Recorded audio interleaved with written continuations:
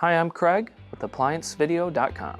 Today, we'll be taking a look at the thermal fuse and thermistor on this Maytag gas dryer.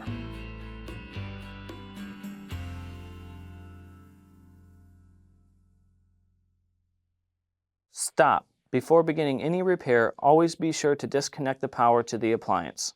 It is also recommended to test the outlet for the proper voltage. Remember to also turn off the gas. The main reasons why you'd be replacing these components are if the unit is not heating efficiently, it may not start or heat at all. Now, let's begin your repair. To begin, we must first remove these two brackets on the back of the unit.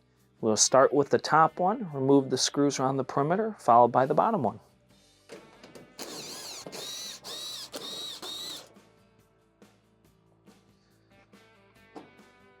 Slide this up and set it aside.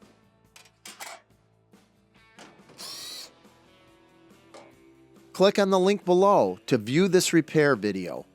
ApplianceVideo.com guides you step by step, giving you the confidence to avoid recalls and callbacks, also saving time on repairs. Whether you're up against an uncommon repair or the latest appliance on the market, our videos have been created with you in mind.